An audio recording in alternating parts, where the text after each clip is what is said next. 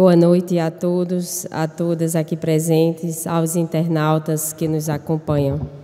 Que a paz do Divino Mestre possa estar com todos nós neste momento.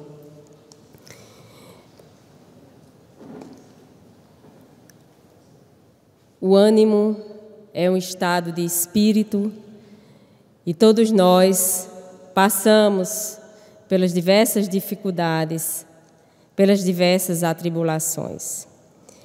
E Jesus, em contato com os discípulos, em meio a conversações, ele chega então a declarar: no mundo tereis atribulações, tende bom ânimo, eu venci o mundo. Eu fiquei pensando nessa frase, está no Evangelho, refletindo, e o quanto ela é atual para os dias em que nós estamos atravessando hoje sobre a questão das tribulações. Voltando, então, às nossas considerações, estava pensando sobre exatamente essa frase de Jesus, quando ele se dirigia aos discípulos e dizia que no mundo nós teríamos atribulações, tende bom ânimo, eu venci o mundo. E estava exatamente refletindo sobre essas atribulações. Quais atribulações nós atravessamos na vida, as mais diversas, e assim como Jesus nós podemos dizer que vencemos essas atribulações. De que forma nós atravessamos essas atribulações? De que ânimo? Com bom ânimo, com coragem, com revolta? De que modo a gente enfrenta as tribulações do mundo? O que é vencer o mundo? Como edificar, e como foi lido agora na mensagem de Emmanuel, as edificações desse reino. É de forma equilibrada que nós enfrentamos essas tribulações? Estar com ânimo, o que significa? Significa nós dizermos, nós afirmarmos para nós mesmos, para irmos em frente, para não desistirmos, para tentarmos novamente, para lutarmos por aquilo que nós desejamos, por aquilo que queremos. E ânimo é esse estado de espírito, é um estado de espírito, e aí vem do latim animus, que quer dizer um estado de espírito, quer dizer que dá vida, dá ânimo e tornar mais vivo aquilo que nós empreendemos, as atitudes nossas no dia a dia. E se encher de novas energias e, então, a partir de esforços, alcançarmos um bom êxito. E ter ânimo, portanto, significa motivar-se, estar motivado para enfrentar os desafios da vida. Ter a alegria de viver e de seguir em frente, de traçar novos planos, novos objetivos. E aí, diante do cenário em que nós atravessamos atualmente, sociopolítico, enfrentar a nós mesmos, como enfrentar esses desafios? Será que saber enfrentar esses desafios do desemprego, do aumento do desemprego, aumento dos conflitos existenciais, esfacelamento das relações familiares,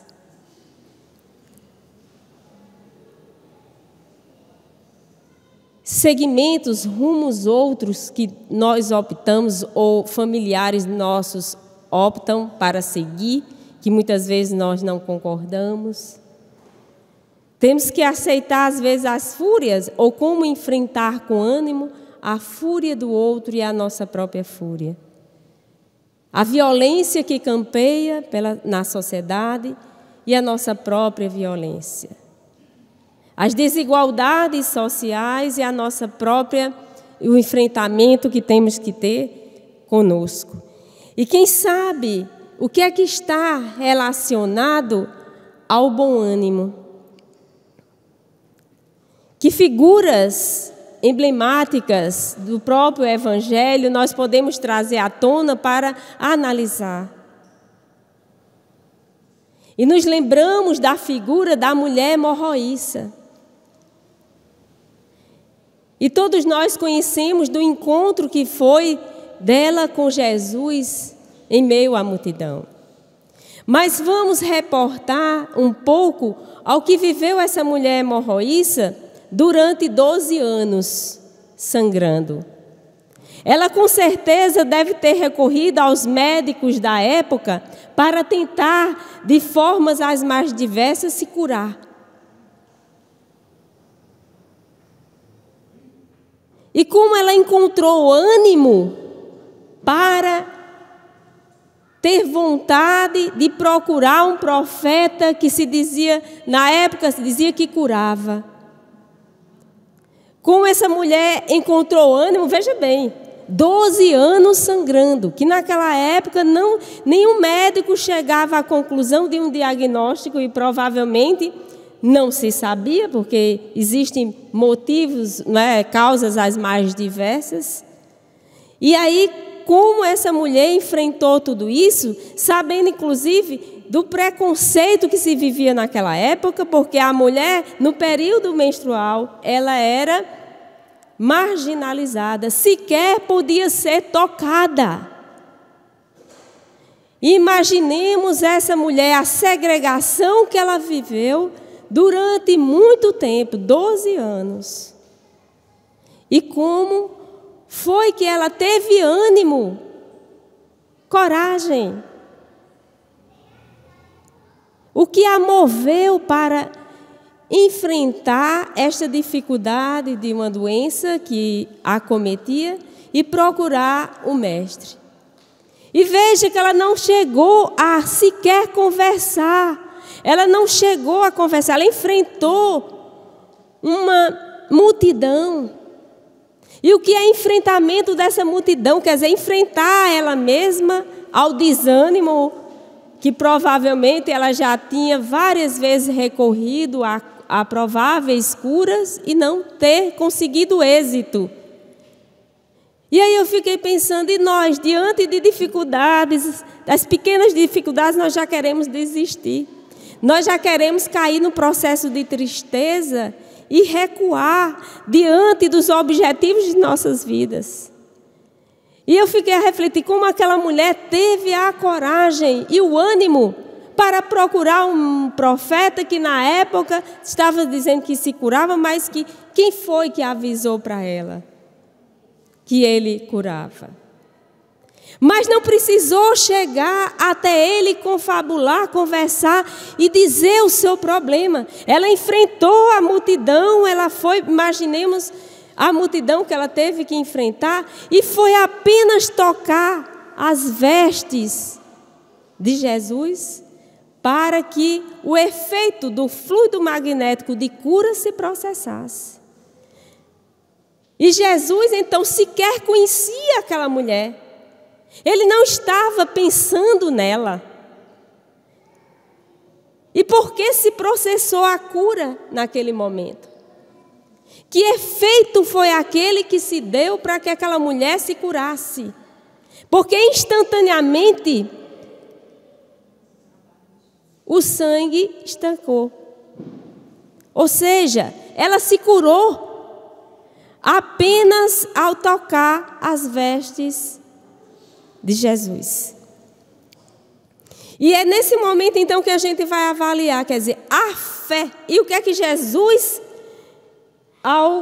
no meio daquela multidão e olhando para os discípulos, alguém me tocou. De mim saiu virtude.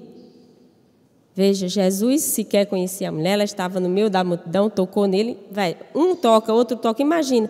Mas ele sentiu que dele saiu virtude, saiu um fluido diferente.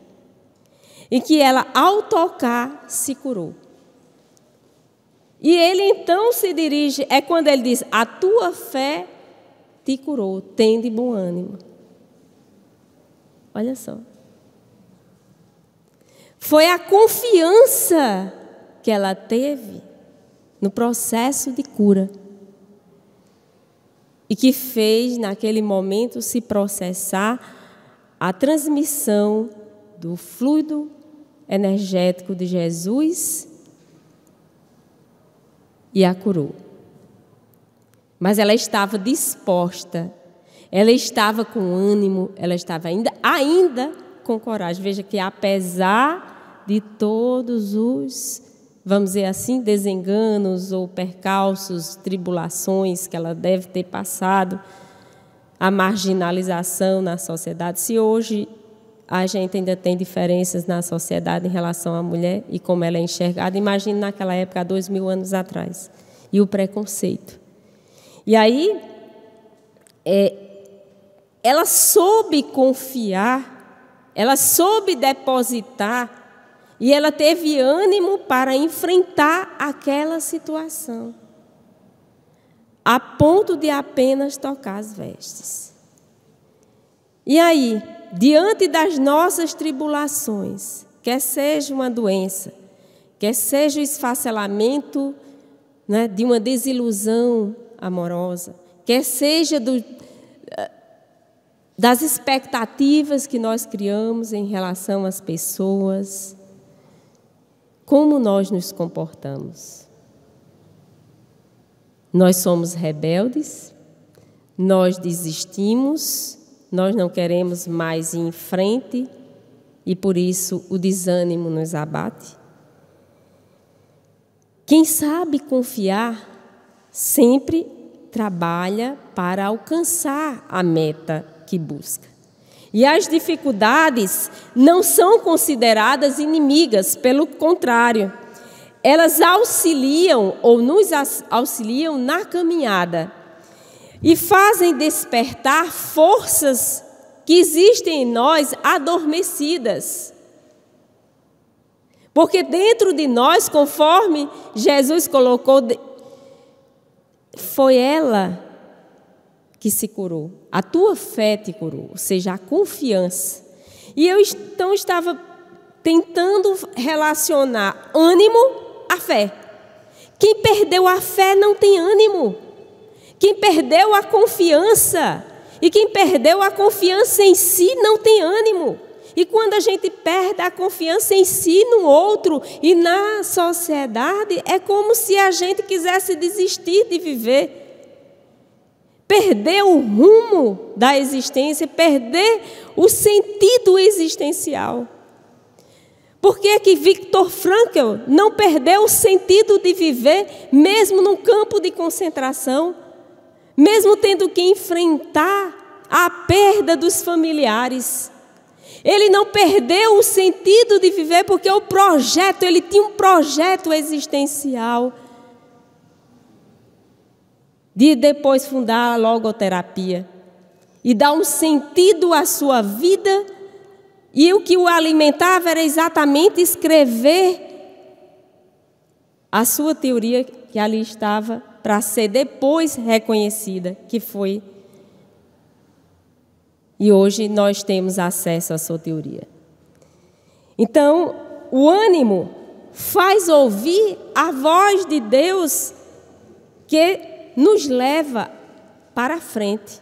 E se a gente perde o vínculo com o divino, com a nossa religiosidade, é como se a gente perdesse a nós mesmos. E a coragem é ter essa firmeza e ânimo para perseverar. Se a gente não tem esse ânimo para perseverar, a gente perde, então, essa capacidade de lutar, de ir em frente, de acreditar nessa existência e uma vida futura. E aí, é preciso nutrir a convicção Que convicção é essa? Que nós possuímos uma força interior, que nós somos deuses ou co-criadores da nossa realidade. E para superar todas as dificuldades, os desafios da vida, é preciso acreditar nessa força interior e não desanimar no meio da estrada. Seguir sempre em frente. Por quê? Porque os horizontes vão se tornar amplos, maravilhosos, à medida que formos subindo sem reclamar, sem nos revoltar. Coragem é ter firmeza de ânimo, é perseverar, e existem momentos em que nós precisamos de um impulso maior. E quem nos impulsiona? Quem vai nos impulsionar? Nós precisamos de um estímulo. O que impulsionou Viktor Frankl a prosseguir, mesmo estando ali, sendo aos poucos, não tendo sequer o que se alimentar, e sendo submetido a trabalhos forçados, e vendo os outros que estavam ali definhando a pouco e pouco no campo de concentração. Foi ter um sentido existencial. Ele não perdeu o sentido da vida. E aí a gente tem que se perguntar: qual é o meu sentido de viver? Qual é o meu sentido existencial? As ilusões que nos apresentam esse mundo, e aí quando Jesus, o meu reino não é deste mundo, que reino então ele está falando? E aí não se iludir, porque só atingiremos o cimo das montanhas, ou das montanhas, se nós estivermos decididos a enfrentar o esforço da caminhada. Porque tudo que nós queremos conquistar exige esforço. Quando nós entramos numa zona de conforto e nos tranquilizamos, muitas vezes, vem uma tempestade. É exatamente quando nós somos surpreendidos. Já prestaram atenção? Ou a perda de um ente querido, o esfacelamento ou desemprego, ou alguém que nos decepciona, ou relações afetivas que se desfazem. Então, o que podemos fazer para desenvolver o ânimo? E quando Jesus nos diz, novamente, voltando, que está lá em João 16:33, no mundo tereis aflições, mas tende bom ânimo, eu venci o mundo. Como vencer esse mundo? O que podemos fazer para desenvolver a coragem? Porque nós estamos ou somos acometidos pelo medo. O medo nos paralisa. E aí é acalmar primeiramente o nosso espírito. E como é que nós vamos acalmar esse espírito? Tendo a confiança em nós mesmos e sabendo afiar a nossa percepção, tornando clara e segura a nossa direção. Que direção eu quero tomar na minha vida a partir deste momento? Qual é a direção que eu quero dar à minha vida? É me perder entre as ilusões do mundo ou seguir a Jesus? Tornar clara essa direção é fundamental para que nós então persigamos e tenhamos bom ânimo. Porque teremos que lançar fora todo o negativismo, toda a apatia, o derrotismo, a falta de iniciativa, essa indisposição e uma vida dependente sempre do outro, criando expectativa sempre no outro e não em nós mesmos para fazer aquilo que é necessário para a nossa evolução espiritual e para acreditar mais em nós mesmos. Então, quando a gente parte do pressuposto e acha que tudo é difícil, Começamos a reclamar e achamos tudo difícil e criamos uma imagem em torno de nós que impede que venha ajuda espiritual. E aí, então, que o que traz bom ânimo, o que nos ajudaria a trazer bom ânimo? Essa sensação agradável que vai nos proporcionar de bem-estar. É tanto que quando nós estamos numa fase boa da vida, né? Estamos bem de saúde, estamos nos relacionando bem com as pessoas, estamos de bem consigo mesmo, nós sentimos um bem-estar, uma paz interior. E apesar de tudo que acontece no exterior, não é que os problemas vão desaparecer, eles vão existir, eles vão continuar existindo, porque nós vivemos em quê? Em um mundo de provas e expiações ainda, em que nós ainda não desfrutamos da completa felicidade. E não é que nós não enfrentemos as dificuldades e que elas vão desaparecer, mas é o modo como nós vamos enfrentá-las, que é o diferencial. Então nós vamos sentir essa sensação agradável de bem-estar e um sentimento de que tudo vai dar certo. Quando alguém diz para nós, às vezes nós não estamos acreditando que algo vai dar certo porque a gente tem uma autoestima muito baixa, ou a gente não acredita e é pusilânime, e vem uma pessoa e diz, olha, vai dar tudo certo, acredite. E realmente, quando vem alguém e nos passa esse ânimo, esse otimismo, e tem pessoas que nós convivemos e que são bastante otimistas, dizem, não se preocupe, vai dar tudo certo. E não é que dá? Parece que palavra tem poder.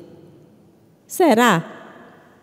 Ou foi simplesmente que a pessoa disse assim para você não desistir? Depende se essa palavra está atrelada a um sentimento. Não é a palavra pela palavra, mas é o que nós colocamos de sentimento nessas palavras.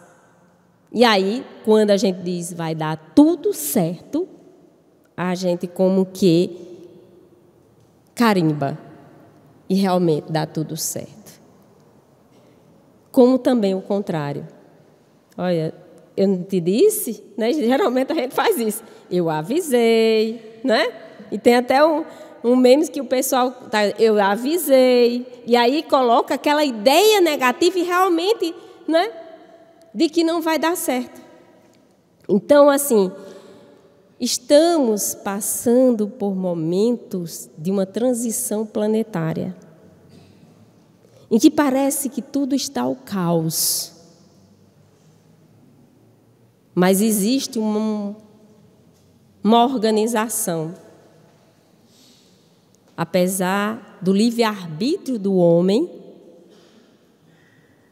e nesse livre-arbítrio, as escolhas equivocadas que eles fazem, ou que nós fazemos, existe um dono deste planeta. Esse dono está regendo essa casa. E apesar dos desatinos, ou dos nossos desatinos, Ele não abandona esta casa, nem os seus moradores. Nós podemos nos perder, como a ovelha perdida que sai do pasto e vai em busca, sai do rebanho e vai em busca de outras ilusões. O pastor vai em busca dessas ovelhas perdidas. E muitas vezes a gente se perde pelas nossas escolhas equivocadas, por momentos de raiva, por momentos de insensatez. Nós queremos decidir as nossas vidas, por momentos que muitas vezes nós nem damos conta das consequências que advirão das nossas atitudes.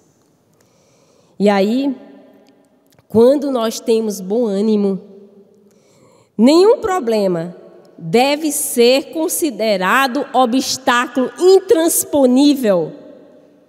Nada, absolutamente nada, deve ser obstáculo intransponível. Nada é capaz de derrubar a nossa autoestima. O que o outro diz, deixa de dizer, fazer avaliações equivocadas sobre o nosso comportamento, sobre o que nós somos, não vai nos atingir porque nós estamos com a autoestima elevada. E quando nós trabalhamos e nós temos essa segurança, o que o outro diz para nos atingir não encontra morada em nossos corações. Então, quando nós estamos com bom ânimo, nós aumentamos a nossa capacidade de superação dos problemas. Nós não complicamos nossa vida, nem fazemos quadros depressivos. Sensação, pelo contrário, é uma sensação de autoconfiança e aumenta a nossa alegria de viver. Queremos viver nos pastos, observando as flores, o nascer do sol. Queremos observar os pássaros cantando e acreditar em um mundo melhor, apesar das diferenças emocionais, das diferenças em que nós vivemos atualmente. Nós não desistimos de viver e saber que todos os dias o sol nasce para todos, numa esperança de um porvir melhor, em que nos traz a certeza de que nunca somos abandonados pelo Pai. E é esse Pai que nos dá o sustento e nos dá ânimo para prosseguir na vida. E Allan Kardec, no Evangelho segundo o Espiritismo, no capítulo 2, ele vai falar sobre o ponto de vista. E Haroldo Dutra Dias, palestrante mineiro, vai exatamente analisar esse aspecto do ponto de vista e que nós achamos muito interessante, e aqui nós tomamos a análise e relemos essa parte do Evangelho para poder então verificar como nós, como ponto de vista, como o nosso olhar muda a realidade a qual nós estamos vivenciando. E é exatamente no capítulo 2, meu reino não é deste mundo, em que Kardec vai colocar a ideia clara e precisa que se faça da vida futura, dá uma fé inabalável no porvir. E essa fé tem consequências enormes sobre a moralização dos homens, porque muda completamente o ponto de vista pelo qual eles encaram a vida terrena. E eu então fiquei refletindo sobre o ponto de vista, como a gente encara o momento que nós estamos atravessando. É do ponto de vista espiritual ou do ponto de vista terreno, materialista? Muda o ponto de vista em relação às crueldades, à violência. Muda o nosso ponto de vista em relação às desigualdades sociais. Muda o nosso ponto de vista em relação às perdas dos nossos entes queridos, porque nós sabemos que nós os reencontraremos mais adiante. É apenas transitório. Muda o nosso ponto de vista em relação às privações de uma relação afetiva, porque se sabemos que somos privados de não desfrutar o amor que tanto desejamos numa relação afetiva, isso tem uma explicação. Se não nesta, em outras existências. Obviamente que as doenças devastadoras, e agora muito mais as doenças psicossomáticas, que assolam a humanidade, nós vamos entender os quadros depressivos que estão assolando os transtornos de ansiedade que estão assolando jovens, crianças. Se for apenas do ponto de vista terreno, material, nós vamos nos perder. Nós não teremos fé no futuro. E quando Allan Kardec diz que afirma nessa passagem a ideia clara e precisa que se faça da vida futura, dá uma fé inabalável no porvir. Ou seja, qualquer revés da vida, qualquer montanha, qualquer dificuldade, para aquele que acredita e tem fé em uma vida futura, ele faz uma leitura diferenciada. E é o modo como eu enxergo o outro e a mim mesmo que vai, então, mudar a visão de vida que nós experimentamos. E o que acarreta ao indivíduo quando ele coloca suas aspirações e investe tudo no aspecto material? Um profundo sentimento de angústia. E é o que nós verificamos. Quando se termina um relacionamento, a pessoa vai lá e o quê? Comete o suicídio para se vingar do outro.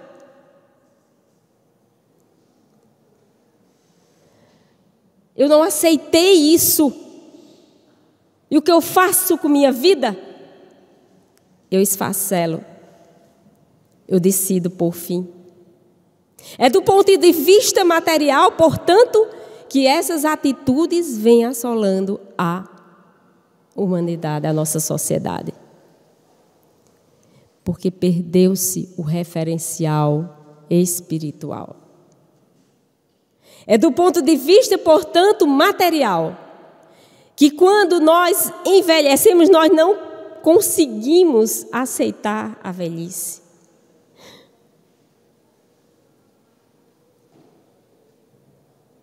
E é do ponto de vista material que a gente não aceita as doenças, nem as perdas dos entes queridos.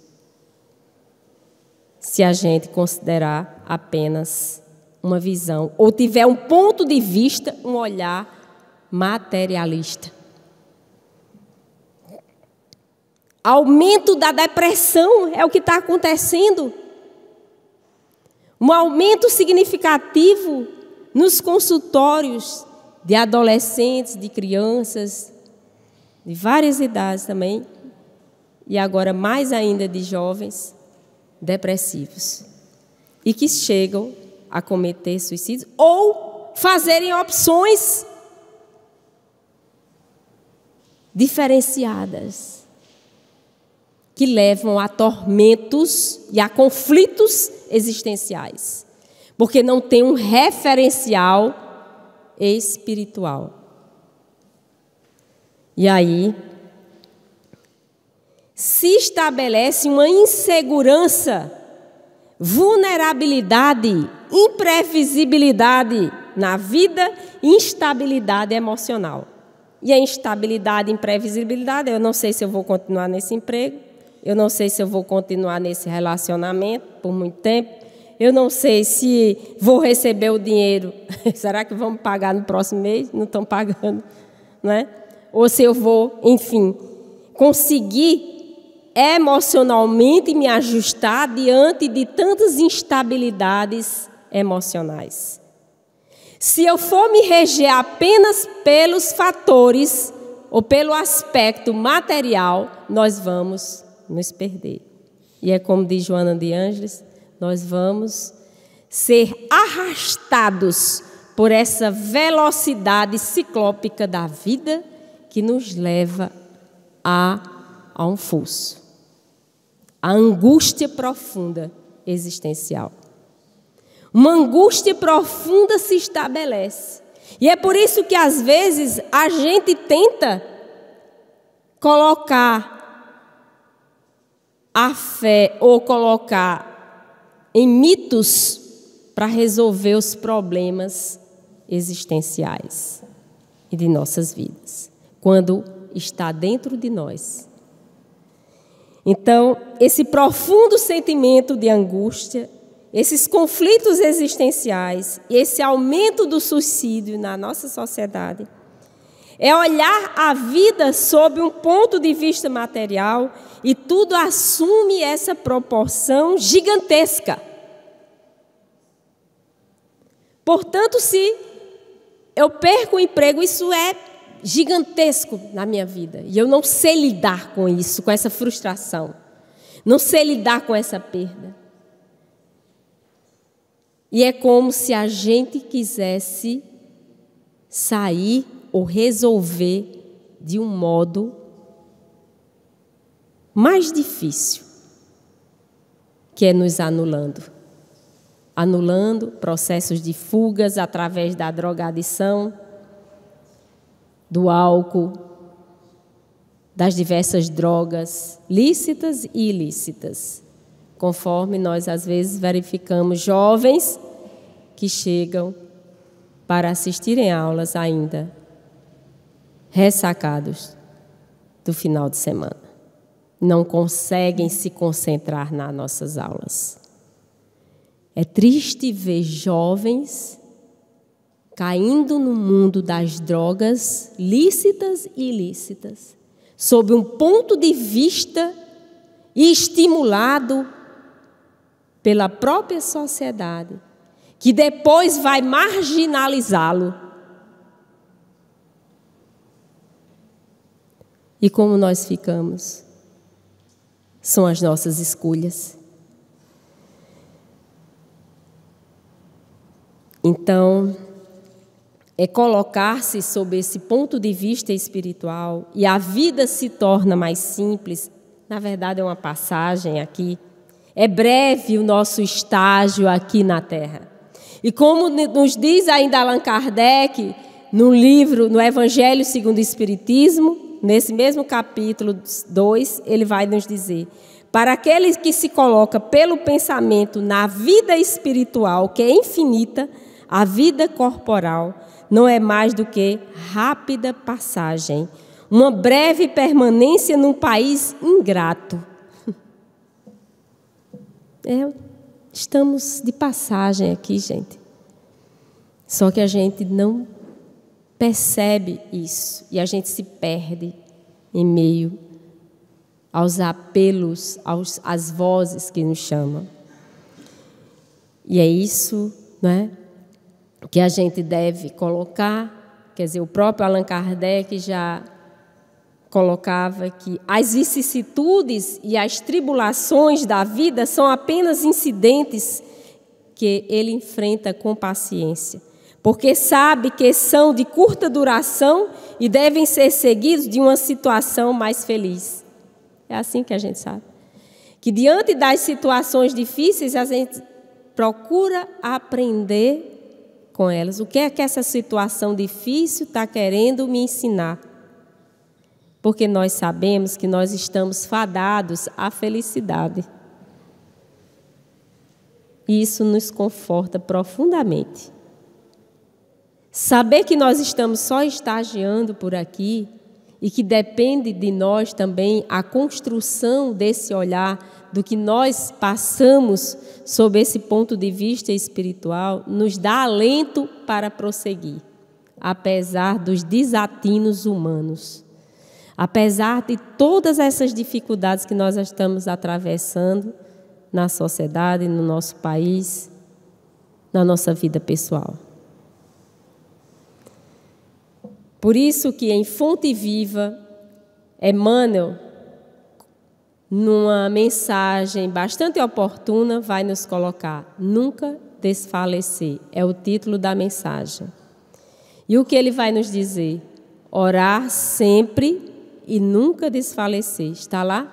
Quer dizer, ele coloca essa passagem que está em Lucas 18:1 e aproveita para discursar sobre esta passagem, interpretar essa passagem de Jesus.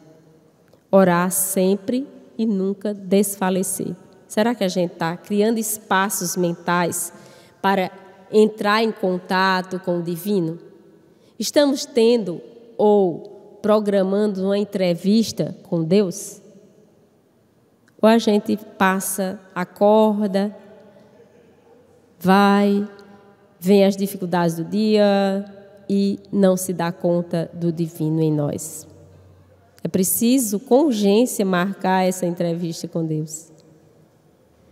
para que possamos não permitir que os problemas externos, inclusive os do próprio corpo,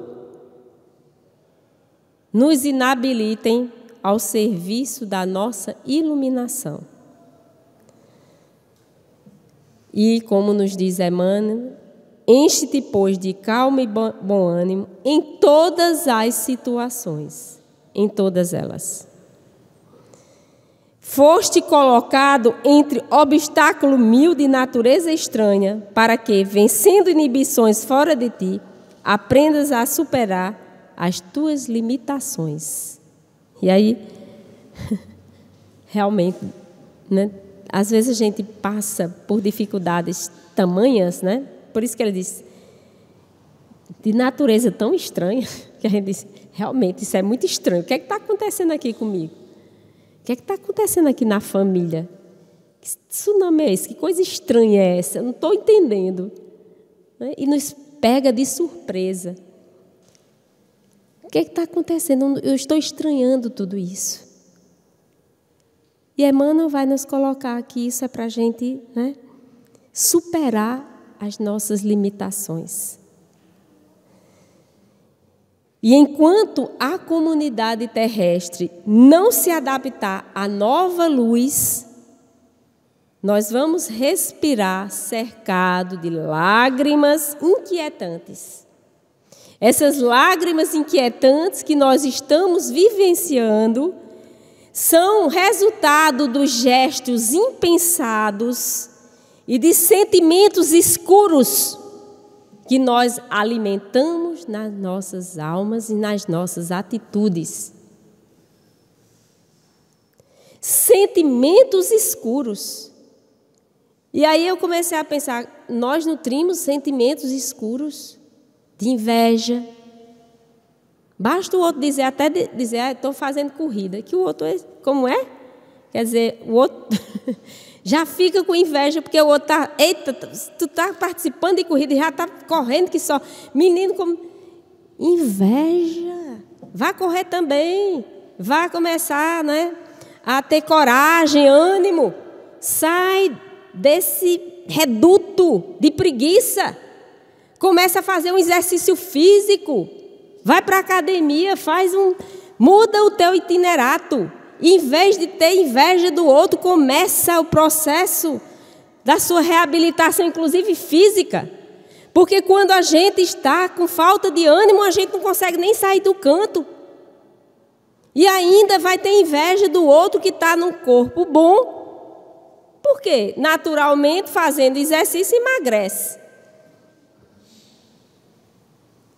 Não é? Corrida, vai correr, né? Se quer estar com inveja do outro, corra, participe de corridas, né?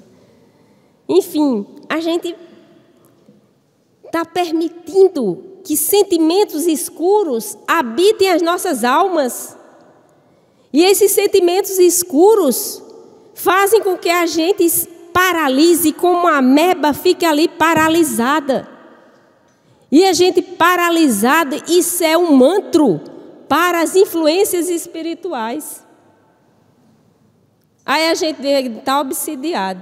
Está obsidiado porque abriu a brecha para que sentimentos escuros povoassem a mente. Já não se posta mais, porque se postar que está num relacionamento sério também com alguém, vai ser objeto de inveja, porque hoje, né, é mais invejável você ter alguém do que ter casa, carro, apartamento. Então é preciso a gente sair do nosso reduto e progredir para o alto. Sair ou devastar um campo diferenciado, porque todos nós temos lugares importantes para desempenhar aqui na Terra. E é preciso, então, encher-te de calma e bom ânimo, muita calma, muita serenidade e calma, porque a gente pode botar tudo a perder com a nossa ansiedade. ansiedade para conseguir algo, ansiedade para mudar as coisas de uma hora para outra. E não é assim. Tem a hora de Deus. Tem a nossa hora e tem a hora de Deus. Tenha calma. Tenhamos calma. Como diz Emmanuel, encha-te de calma e bom ânimo. Se não tiver calma, não verá a hora de Deus atuar. A gente quer atuar por Deus, fazer o papel de Deus. Abre a porta, quer dizer, faz a tua parte, né? Que Deus faz a dele. Então, estamos mergulhados em 1000 dificuldades estranhas. Isso que vem, às vezes, muito estranho em nossas vidas, é para a gente se perguntar, que dificuldade é esta? Em que a vida está nos provocando. Porque quando ela nos provoca, é para que a gente exatamente busque um outro rumo. Por exemplo, quando a gente perde um ente querido, o que é que a gente vai fazer? Se revoltar com Deus? Não, criar grupos de apoio, por exemplo, a outras pessoas que estão passando por dificuldades. A gente não quer aceitar as perdas da vida, e por que a gente não redireciona para construir algo? É uma provocação da vida para dizer, olha, toma outro rumo, vai por aqui, ajuda aqueles que estão sofrendo também. Procura fazer a tua parte, sai do seu reduto, sai da sua zona de conforto e busca alçar o voo, porque nós não viemos aqui para ficarmos de braços cruzados ou numa colônia de férias em que vamos simplesmente, né, esperar que tudo caia do céu. Então, vinde a mim todos vós que estáis sobrecarregados, que eu vos aliviarei, pois o meu jugo é suave e o meu fardo é leve, disse-nos Jesus. Jesus impõe um antídoto para todas as causas do sofrimento, que é o amor e a caridade. E termos uma visão estoica da vida é aceitarmos resignadamente aquilo que nós não podemos mudar. Aquilo que não compete a nós, não cabe mais a nós mudarmos. É uma aceitação dinâmica que não é a transformação do sofrimento em experiência e que realiza aquele milagre de um êxito, mas é não se desesperar diante das ocorrências da vida, e nós somos, de alguma forma, colhidos por esses reveses, mas somos também convidados a ressignificar e a ter coragem. E para terminarmos as nossas reflexões da noite, nós escrevemos um texto, exatamente o antídoto, que é a coragem, e nós vamos pedir a paciência de vocês para que nós possamos ler.